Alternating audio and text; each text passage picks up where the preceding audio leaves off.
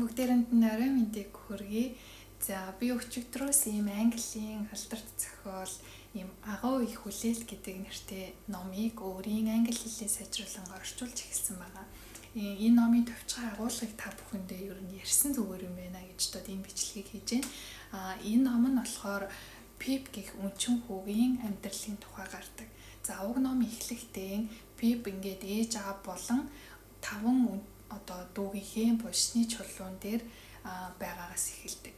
За уг хүн болохоор ээж аваа ямар хүн байсныг ерөөсөө мэдэхгүй, тийм учраас тухайн булшны чулуу, за тэрэн дээр бичсэн бичгийн хэм маягаас нь би ээж аваагаа ийм хүн гэж бодож төсөөлдгөө гэдгээр эхэлдэг. За мөн тухайн ээж авийн булшны чулууныхын дэргэд хагас тохоо хэртэй тийм 5 чулуу байгаа. Энэ 5 чулуу нь болохоор 5 дүүн.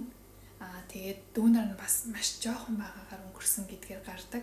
Нэгэн зөөрлөл хэлдэг л дээ. Тухайн 5 дүү маань халаасандаа гараа хийснээр ингээд төрөөд тэр гараа гаргаж чадахгүйгээр өнгөрсөн гэж. Тэр нь юу гэсэн үг юм гэхэлэр миний ойлгож байгаа болохоор бүр жоохон байхдаа тийм ээ юмд хурж үзээгүй, альва зүйлийг таньж мэдээгүй маш жоохон байхдаа өнгөрсөн гэж бол ойлгож байгаа. За дээрээ бол нэгэн эгчтэй. Игч нь бол өөрөөс нь 20 насаар игч гэж гардаг. За ингээд хүү ээж аав болон 5 дүүгийнхээ оршуулгын газар байхад нэгэн шоронгийн орогт хоригдтал хүү дээр ирж яриа өрнөсөөр энэ ном эхэлдэг байгаа. Тэгэхээр энэ бол нэлээд сонирхолтой. За хүмүүс бас маш их санал болгодог. Энэ номыг уншаарай. Энэ номыг ер нь та бүхэн зөвлөж байна гэд маш их санал болгодог ном учраас би бас уншия гэж бодсон байгаа. За ингээд үргэлжлүүлээд номоо хүлээн авч сонсоорой. Агуу их хүлээлт 1-р бүлэг. Миний эцгийн нэр Perov, харин миний нэр Philip байсан бөгөөд би бага насандаа энэ хоёр нэрийг зөв хэлж чадахгүй, зөвхөн Pip гэж дууддаг байлаа. Тиймээс би өөрийгөө Pip гэж нэрлэж хүмүүс ч намайг тэгж дуудах болсон. Би эцгийнхээ овгийг Perov гэж өгүүлж буйн түүний булшны чулуу болон миний эгч дархны эхнэр болсон Жо Гаргеригийн хэлсэн үг нь тулгуурсан юм. Би эцэг эхээ хизээж харж байгаагүй бөгөөд тэдний ямар ч хөрөг зургийг үзэж байгаагүй. Тэдний амьдарч байсан цаг үе бол гэрэл зурагт бүртгэгдээгүй эрт үе байсан учраас тэд ямар хүмүүс байсан бол гэсэн миний анхны төсөөлөл хачирхалтайгаар тэдний булшны чулуунаас үүдэлтэй байлаа. Эсгийн минь булшинд сэлсэн үгсийн хэлбэр нь надад тэр хүн дөрвөлжин биетэй, нуруулаг, бор арьстай, буржгар хар устэй гэсэн тийм сэтгэгдэл төрүүлдэг байв. Мөн дээр дурдсан хүний эхнэр Жоржиня гэх бичгийн хэлбэр өнгө аяснаас би хүүхэд занхараан ээж маань сэвхтэй сул дорой хүн байсан болов уу гэж боддог байлаа. Булшны хажууд зэгцтэй игнүүлэн тавьсан тус бүр нь хагас дохой гарын урттай 5 жижиг чулуун хавтан эдгээр нь миний 5 дүүгийн дурсгалд зориулсан байв. Дүүнар маань амьдралын төлөөх тэмцэлд тун эрт бууж өгсөн. Амьдралын төлөө тэмцгээ маш эрт болсон миний 5 дүүгийн дурсгал байлаа. Би тэд бөгөөд өмнөхөө халаасанд гараа хийсэн чигээрээ энэ амьдралдаа хизээж гараа гаргаж үзээгүй гэж чин сэтгэлээсээ итгэдэг бөгөөд би энэ итгэлдээ тэр чулуунуудад өртөө билээ. Манай нутаг намхархаг голын эрэг дээр тэнгисээс 20 миль орчим зайтай оршдог. Би аливаа зүйлийн мөн чанарыг анх ойлгож ухаарсан анхны мэдрэмж маань надад мартагдашгүй нэгэн сэрүүн үдэш бий болсон мэт санагддаг. Энэ үед би энэ хаягдсан, өвсөөр хучигдсан гунигтай газар нь сүмийн оршуулгын газар гэдгийг мэдсэн юм. Philip Perov энэ сүмд өнгөрсөн хүн бол миний аав. Түүний хажууд байгаа Жоржиня бол миний ээж. Мөн дээр дурдсан хүмүүсийн хүүхдүүд болох Александр, Бартолюм, Абрахам, Табиос, Рожер нар хүүхэд байхдаа нас барж оршуулгдсан гэдгийг мэдсэн юм. Сүмийн хашааны цаана далан дов толгод сүмийн хаалгатай огтлолцсон түн дээр тархсан үхэр тижээгддэг аглаг тал нь намаг цаадах саарал шугам нь гол мөн холоос шууган салхи шууган ирж буй зэрлэг өөр нь тэнгисэв. Энэ бүхнээс айж уйлж эхэлсэн жижигхэн чичиргэн пип байв. Чимээгүй бай гэж аимшигтай хоолой хашгирав. Сүмийн хаалганы орчим оршуулгын газраас нэг гэр босч ирэн хэллээ. Бяцхан зүтгэр минь тайван бай. Үгүй бол би чиний хоолойг хэрчээд хайчихна шүү. Аимшигтай нэгэн ир бүхэлдээ саарал өнгөөр хувцалсан, хөлөндөө төмөр зүүсэн, малгайгүй, уранхай гуталтай, толгоогоо хуучин давуугаар ороосон байв. Усанд дэвтэж, шаварт хучигдэж, чулуунд бэртэж, захиурд чулуунд зүсэгдэж, халгаанд хатгуулж, үргэс дургамлаар хатгуулж гэмтсэн. Ир доглон, чичирч, ширтэж архирав. Тэр миний ирүүнээс барин атгахад толгойн дотор нь шүтэн дачигнэж байв. Миний хоолойг бүү дастаач ноёнтон гэж би аимшигтайгаар гуйв. Гуй, битгий тэгэлдэ ноёнтон. Нэрээ хэл хурдан гэж хэлв. Пип ноёнтон. Дахиад нэг удаа чанга гэж над руу ширтэн хэлв. Пип ноёнтон. Бидэнд хаана амьдардгаа харуулж газраа за гэж тэр хүн хэлв. Би сүмээс 1 миль эсвэл түүнээс хол зайд орших эрэг дээр Монос мод туйлын дундах тэгш газар манай досгоны байрлаж буй газрыг заалаа. Тэрээр хэсэг зуур над руу харж байгаад намайг тонгоргоо харуулад миний халаасыг хоослов. Гэхдээ тэнд юу ч байсангүй. Ганц зүсэм далхал байлаа. Тэр хүн генетик маш хүчтэй эргүүлсэн учраас сүм миний өмнө хүмэрч би хонхтой цамхыг хөл дээрээ харсан. Тийм ээ. Би өндөр бошны чулуун дээр сууж чичирч харин тэрээр талхыг аратнаас дор идэж байлаа. Тэр уруулаа долонгоо залуу нохой минь чи ямар тарган хазартай юм бэ гэж хэллээ. Би тухайн үед наснаасаа жижиг биетэй тийм ч хүчтэй биш байсан ч тэд тарган байсан гэж би боддог. Хараалид би тэднийг идэж чадахгүй гэж үдэ гэж тэрээр толгоогоо хүчтэй сэгсэрч хэлээд бас тэгчихье гэж бодоод ч байх шиг. Би чин сэтгэлээсээ түүнийг тэгхгүй байхыг хүсэж байгаагаа илэрхийлээд намайг суулгасан булшны чулуунаас улам чанга тэрвэрлээ. Нэг талаар унчихгүй тулд нөгөө талаар уйлгаа твчих гэж. За одоо сайн сонстоо гэж тэр хэлв. Ээж чинь хаана вэ? Тэнд ирхмээ гэж би хэллээ. Тэр жаахан явж зогсоод мөрөө дагуулan харлаа. Би тэнд ноёнтоо гэж айцтайхан тайлбарлаж Жоржиня тэр миний ээж гэж хэлв. Оо гэж тэр хэлэн буцаж ирээд тэгээд ээжийн чин хажууд байгаа аав чинь үү? Тийм ээ ноёнтоо гэж би хэлв. Тэд энэ сүмд нас барсан. Гэж тэр бодлогошин бовтнов. Хинтээ хамт амьдардаг юм бэ? Чамайг амьд байлгахыг зөвшөөрлөө гэхэд гэхдээ би чамайг амьд байлгах үгүйг хараахан шийдээгүү л байна. Миний өвч ноён хадагтай Жо Гаргаригийн дархан Жо Гаргаригийн эхнэр ноёнтон. Дархан гэж хэлээд хөл рүүгээ харлаа.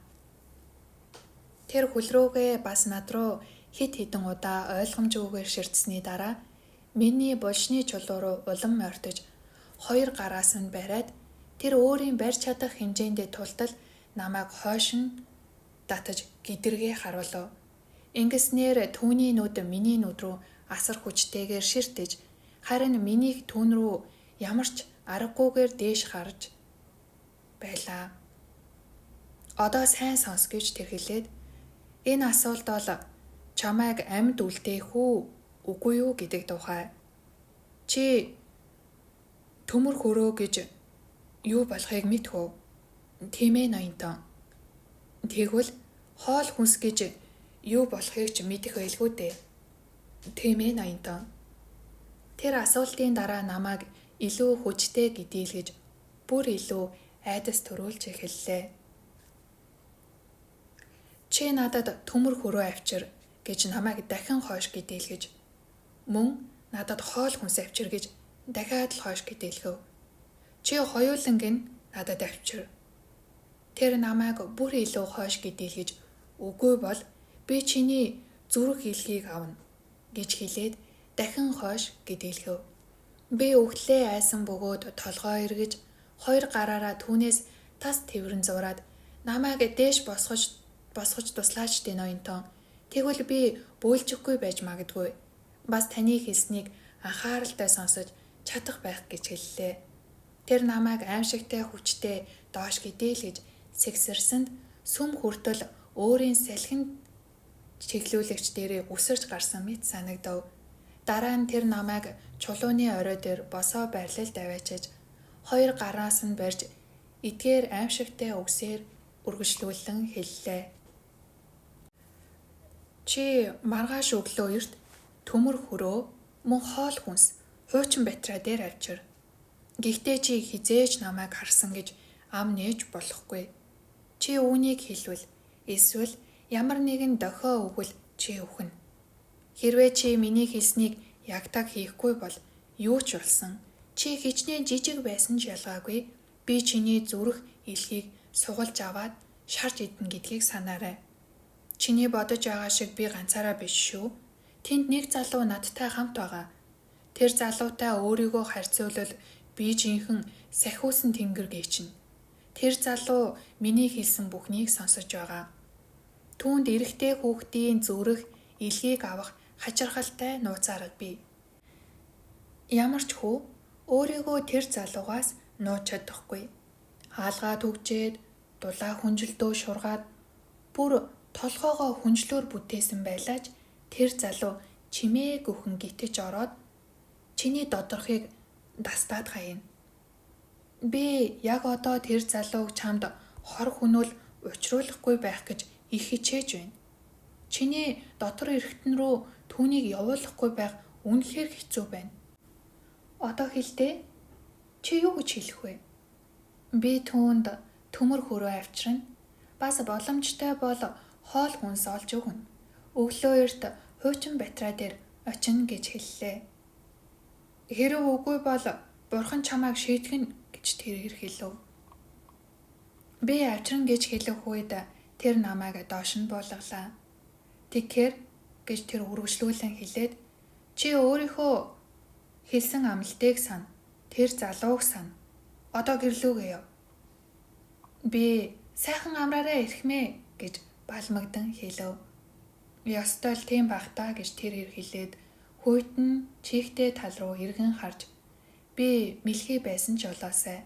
Эсвэл загас гэж хэлв. Үүний зэрэгцээ тэр салгалж чичирсэн биеэ хоёр гараараа тэрвэрж яг л өөрийгөө салж унахгүй гэж барьж байгаа мэт чангатаглаа. Дараа нь доглон гэлдэрсээр сүмийн намхан хашаа руу явлаа.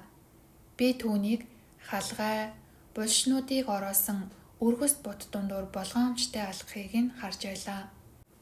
Миний хүүхдийн нүдэнд тэр яг л үхэгсдийн гараас бултах гэж оролдож байгаа мэт харагдсан. Яг булшин дотроос сэмхэн гарч ирнэ. Шагаанаас нь ороож татан авъя гэж байгаа мэт. Тэр сүмийн намхан хашаанд хүрмэгцээ. Хөлөн мэдээ алдаж хөссөн хүн шиг арай гэж даван гарав. Гармагцаа эргэн харж намайг хайлаа. Би түүнийг эргэж харахыг нь хармагцаа гэрийн зүг нүрээ чиглүүлж хөлөө аль болох сайн ажилуулан гүйж эхлэв. Гэсэн ч удалгүй арагшаа мөрөн дээгүүрээ харахад тэр дахин голын зүг чиглэн явж байлаа. Тэр хоёр гараараа өөрийгөө дас тэрвэн өвдсөн хөлөө өргөн хаа сайгүй намхтай газарт бороо ихтэй эсвэл далайн төрлөг орсон үед алхах гэж хайсан том чулуунуудын хооронд болгоомжтой гэлдэрч байсан юм. Би зогсож түүний араас харахад Намгууд ердөө л уурт, хар, хэвтэй зураас мэт харагдаж, гол мөрөн өвнээс доор арай нарийн төдийлөн хар биш өөр нэгэн зураас мэт харагдаж байлаа. Харин тэнгэр ууртай улаан зурааснууд ба өтгөн хар зурааснуудтай ээлжлэн холилдсон игнээ мэтэл байв. Голын захад би бараг ялах төдийхөн тэрхүү өргөн уудам байгаль дундах цорын ганц 2 босоо зүйлийг олж харлаа. Нэг нь далайчид чиглэлээ баримжаалахад хэрэгэлдэг гэрэлт цамхаг модон шон дээр тавьсан цагираггүй торох шиг. Ойроосоо бол чигтээ муухай харагддаг идэв. Харин өнөөх нь дүүжлүүр багна. Тэндээс дүүжилсэн гинжнүүд нэгэн цагт далайн дээрэмчнийг барьж байсан гэдэг. Ийхүү өнөөх аимшиг дээр доглон түн рүү очиж байлаа. Яг л ам орсон далайн дээрэмчин эргэж ирээд өөрийгөө ахин тэнд үлгэх гээд явж байгаа мэт. Энэ бодол надад аимшигтай сэтгэгдэл төрүүлсэн бөгөөд би бэлчээрд байгаа өхрөөд рүү толгоогоо өргөж тэднийг гайхан ширтгийг хараад тэд ч бас над шиг бодсон болов хэмээн гайхаж байлаа. Би тойруулан харж өнөө ирийн яриад байсан аимшигт залуухан ирийг нь хайлаа. Гэтэл түүнээс үлдсэн ямар ч улмуур байсангүй. Гэсэн ч айдас сэтгэл минь дахин сэмхэн шургаж би эргэлзэлгүйгээр гэрлүүгээ зогсолтгүй гүйж одлоо. 2 дугаар хэсэг. Миний эгч Жо Гаргарегийн гэргий надаас 20 насаар ахмад. Намайг өөрийн гараар өсгсөн гэж хуршуудын дундаж өөрийнхөө хувьдж их л нэр хүндтэй байв. Тухайн үед би гараар өсгөн гэдэг хэллэг нь юу гэсэн утгатай болохыг өөрөө олж мэдэх хэрэгтэй болсон бөгөөд эгч маань үнэхээр хатуу, хүнд гартай.